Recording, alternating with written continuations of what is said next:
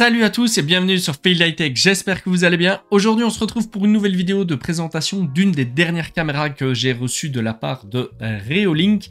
C'est la TrackMix en version PoE, donc c'est une caméra double objectif avec fonction PTZ. On fera d'ailleurs le tour des différentes fonctions, on testera les différentes fonctions de reconnaissance, bref on fera un tour d'aperçu par rapport à cette caméra.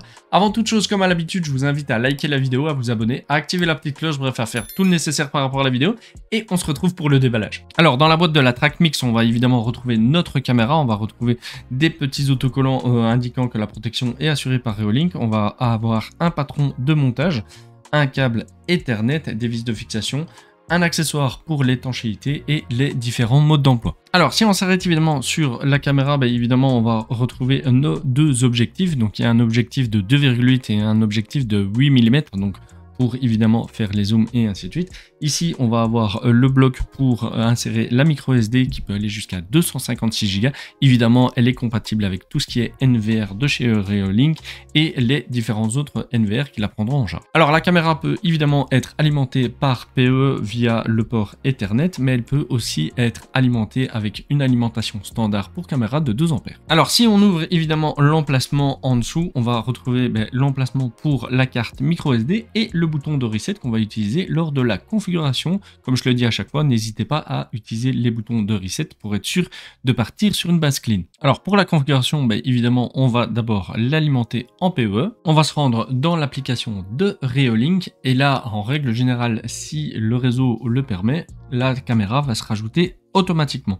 Si c'est pas le cas, évidemment, il faudra aller appuyer sur le plus, scanner le code QR que vous allez retrouver au-dessus de la caméra, mais en tout cas, là, elle a été directement rajoutée. Maintenant que la caméra est dans l'application, on va pouvoir donc la démarrer. Donc, soit on appuie sur le bouton de paramètres, soit directement sur la caméra.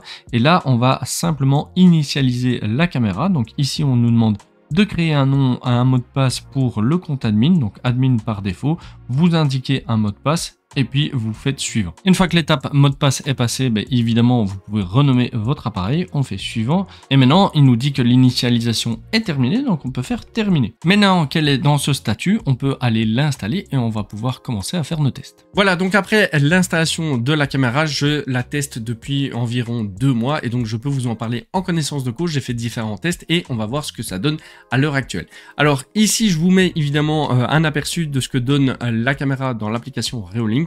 Donc ici on peut voir que je suis sur l'écran d'accueil et donc il y a les deux objectifs qui sont repris dans une seule et même fenêtre. Si vous voulez changer ça, il y a moyen en appuyant évidemment sur l'icône correspondante et vous pouvez swiper vers la droite pour aller sur l'autre objectif. Ici je suis sur l'objectif justement qui zoome, donc ici il n'est pas en mode zoom, d'accord? Donc là on peut voir déjà qu'il y a un rapprochement, mais dès qu'il va repérer quelqu'un ou un mouvement, automatiquement il va zoomer et ça on va pouvoir le voir dans différentes vidéos que j'ai faites. Donc évidemment vous pouvez swiper vers la gauche, vers la droite, je vous passe évidemment les icônes de base, mais vous pouvez directement revenir sur un double objectif et autres. Donc ça vraiment de la part de Reolink c'est top, on peut afficher ce qu'on veut à partir du moment où on clique sur la bonne icône. Alors une des premières choses à savoir c'est que cette caméra est intégrable de 1 à Home Assistant mais avec d'autres NVR qui sont compatibles on-vif et ainsi de suite. Pour activer cette fonction, ça va être très simple, on va aller dans les paramètres, donc vu qu'elle est en PoE, on va cliquer sur le nom de la caméra et puis en dessous, on va avoir les informations réseau. Si on clique dessus, on va avoir en tout dernier avancé. Si on clique encore une fois sur avancer, on peut activer justement tout ce qui est RTMP, HTTP, HTTPS, RTSP. Donc par exemple, si j'active le HTTP, je fais confirmer, il m'ouvre le port 80 et donc si maintenant je vais dans mon navigateur que je rentre l'adresse IP de la caméra, je peux avoir accès en direct à la caméra et ça encore une fois c'est terriblement bien pensé de la part de Reolink parce que toutes les caméras de surveillance ne le proposent pas. Il y a beaucoup de caméras que je teste qui ne proposent pas par exemple cette fonctionnalité là. Alors déjà rien que par rapport à ces fonctions là, la caméra est au top tout simplement parce que ça veut dire qu'elle est intégrable à énormément de systèmes. Maintenant évidemment ce qui va nous intéresser intéresser, c'est la détection et l'identification de personnes ou de véhicules. Et pour ça, évidemment, j'ai fait différents tests, mais ici, on pourra le voir en direct. Donc là, je suis sur la page d'accueil de la caméra. On peut voir les deux objectifs, donc le simple et celui qui est en zoom. Alors ici, on peut voir en tout cas qu'il n'est pas encore totalement en zoom.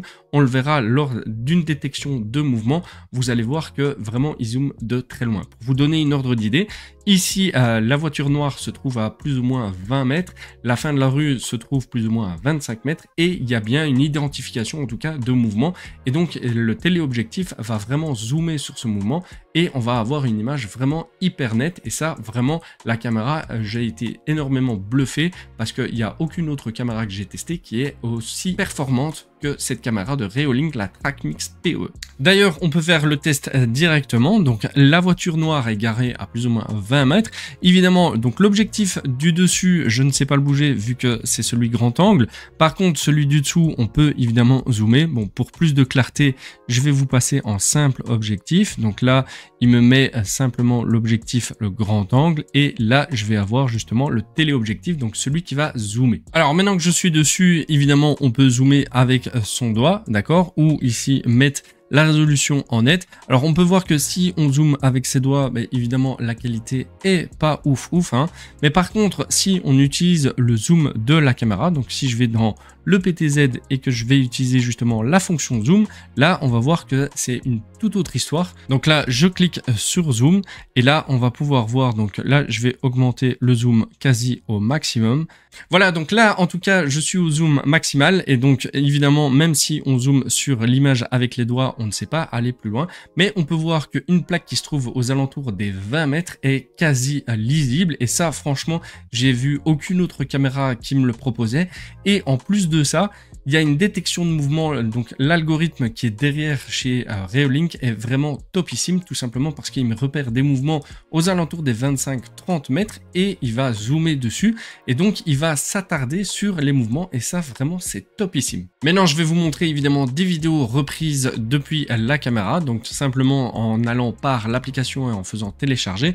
Je vais vous montrer des vidéos de jour, de nuit avec le zoom et on va pouvoir voir qu'on a une image plus que correcte et vraiment donc cette caméra de Reolink, la TrackMix ici en version PE est tout simplement exceptionnelle.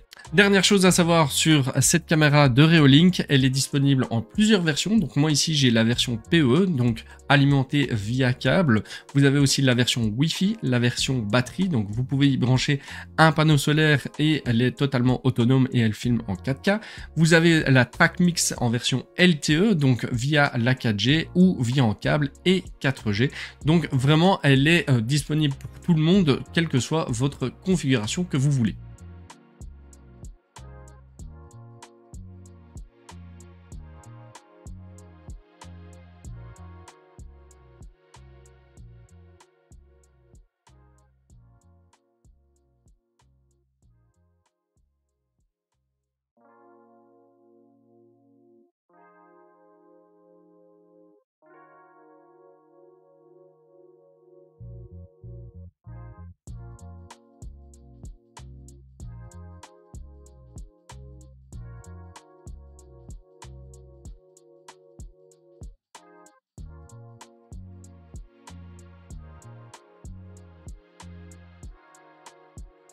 Voilà tout pour cette vidéo concernant la TrackMix PE de Reolink. Vraiment la caméra au top. D'ailleurs, ça devient ma caméra de référence tout simplement parce que j'ai pas encore eu l'occasion de tester une caméra meilleure que celle-ci. Donc vraiment, si vous voulez une caméra à double objectif avec un niveau de zoom hyper impressionnant, une qualité topissime et une intégration dans différents systèmes, c'est vers celle-là qu'il faudra évidemment vous tourner. Si vous avez des questions, n'hésitez pas à les mettre en commentaire. Si vous avez aimé cette vidéo, n'hésitez pas à la liker, la partager, vous abonner et on se retrouve pour de prochaines vidéos. À plus.